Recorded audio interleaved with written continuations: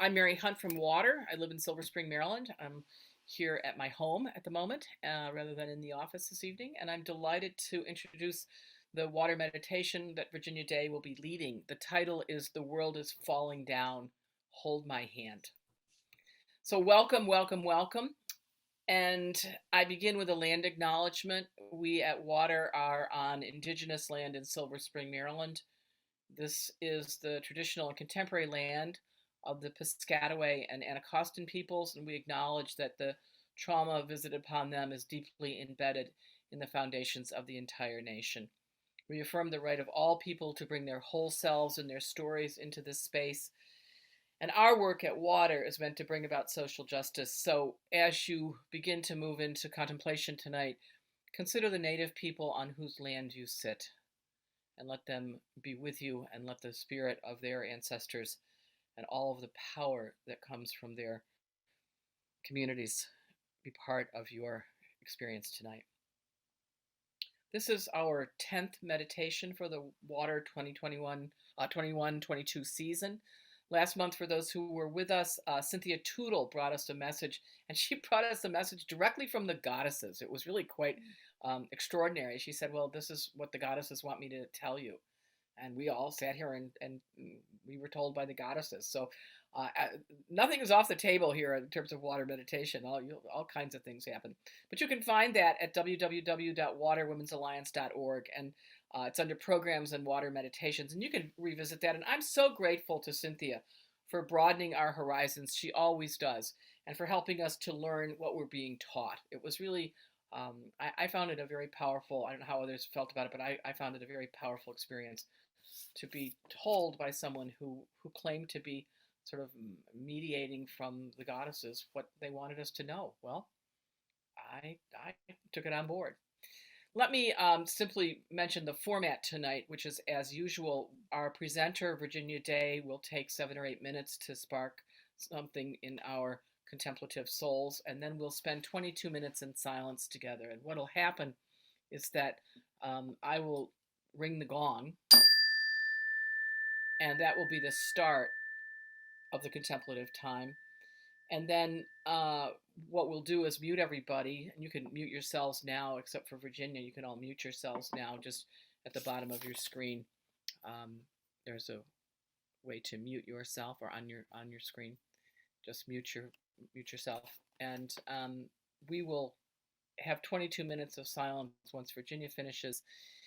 And then we'll open the floor for conversation. And what we find, which is so interesting, is that the nature of the conversation after the contemplative period is so different from the nature of the conversation before. And that's the clue that something does go on that helps us to be together in a different way. And there are many styles of meditation. You know best what helps you to get into a contemplative space, breathing, perhaps a word or a phrase acting as a mantra for you, whatever works best for you. I always think about it, if anybody ever asks you, what's the best wine in the world? There's only one wine that's really the best wine in the world, and that's the one you like best. And I think meditation is like that too, that the best way to meditate is the way that takes you most deeply and fully into your own relationship with the divine, with the cosmos, with all that is. And the key is that we're doing it together. That's what's different about this. Nancy Sylvester, who pioneered this approach, calls it communal contemplation and dialogue, and I really think it's a smart idea. I have found every single time I've done it, I can't think of one time when it wasn't really very fruitful. But just know that there are many styles. We don't teach meditation. We assume that you will find your way. So now that everyone has muted their phones, I will simply say a quick word about Virginia Day, and then we will be in her extremely capable hands. Virginia happily has been part of this group for many years now.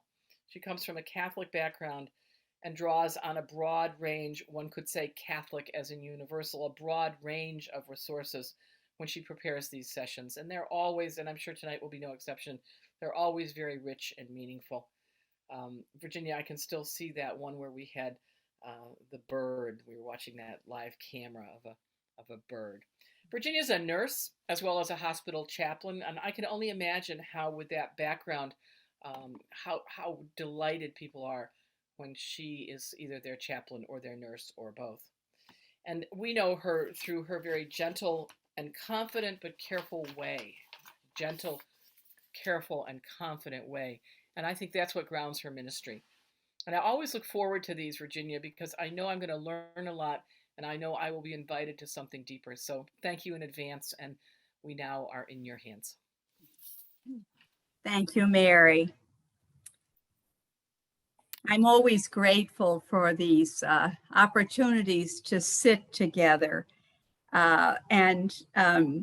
Really, I don't even know how long I've been with you, but it's always been a special grace. I was drawn to the theme and the photo. I believe you'll be sharing that later, Mary, during our sitting time. Cheryl, do you want to put that up now? Maybe that would be a good thing to do. All right. Put Yes. the photo up now. Yes. Thank you.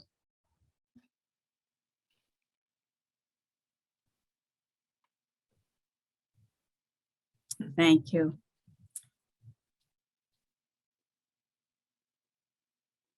I was drawn to the theme and the photo for this evening when I heard Kendra Shank sing Abbey Lincoln's "The World is Falling Down." Not knowing about Abbey Lincoln, I was drawn to her after reading an interview with Abbey Lincoln entitled Abbey Lincoln's Emancipation Proclamation, which appeared in the New York Times May 20th of 2007. And Mary will include that article information on the Water website.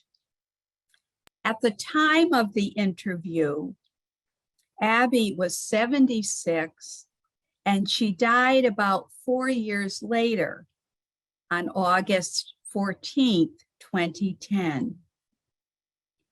What drew me to explore her music and her life was Abbey's introductory words in the article.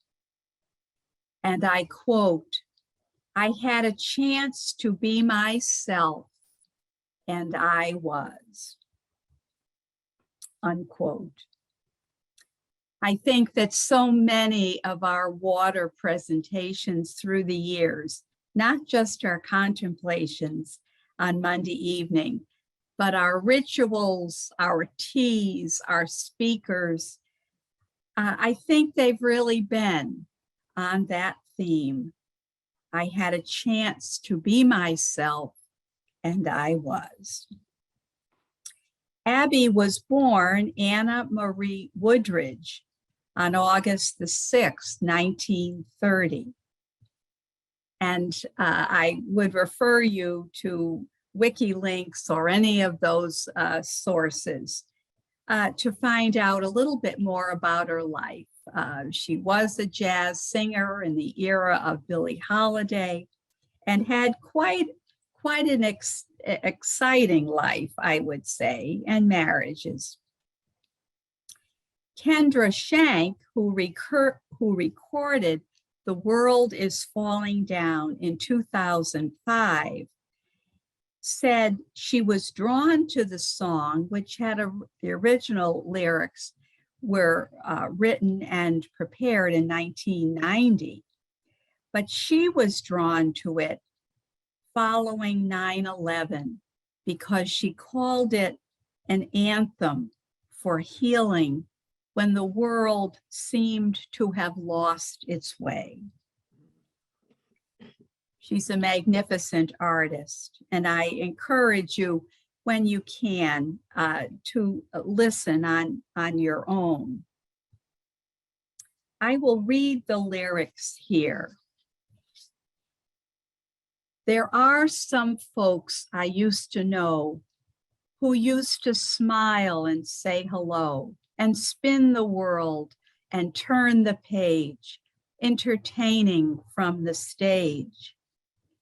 Father Time, forever true, loves its own, and me and you. We disappear just like the sun when the day is done. The world is falling down, hold my hand. It's a lonely sound, hold my hand. We'll follow the breeze and go like the wind and look for a place where the willows bend. The world is falling down, hold my hand, hold my hand, hold my hand. Summer's gone and winter's here. We had a lot of rain this year. The news is really very sad. The time is late. The fruit is bad. The mornings come and roosters crow.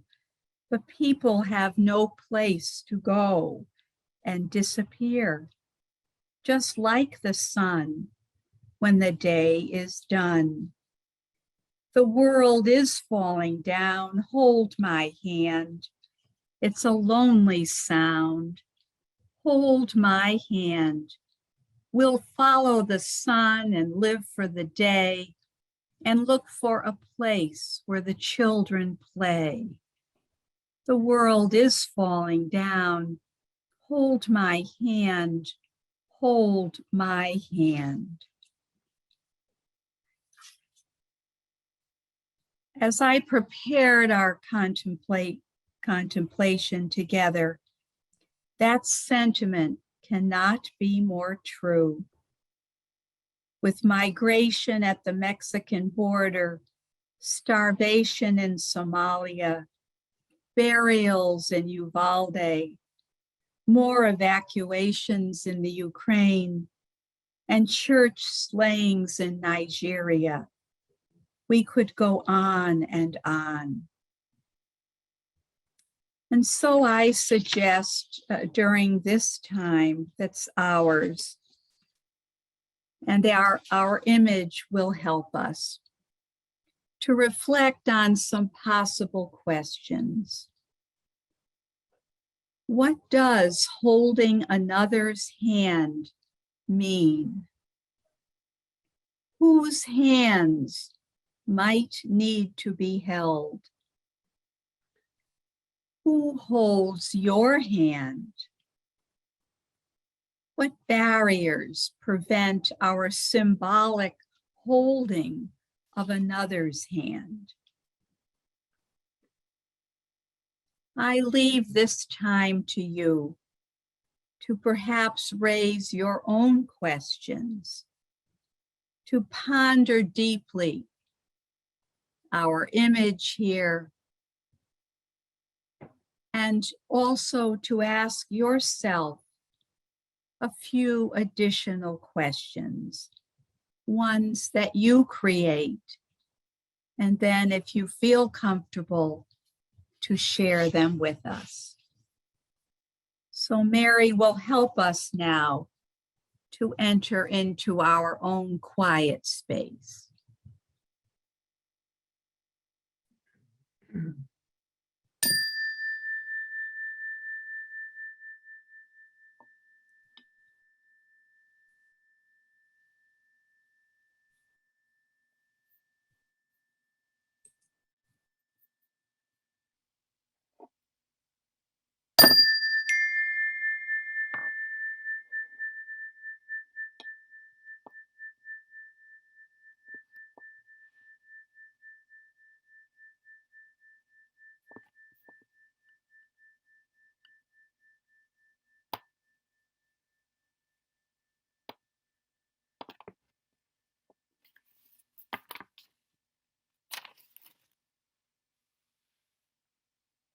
Welcome back, one and all.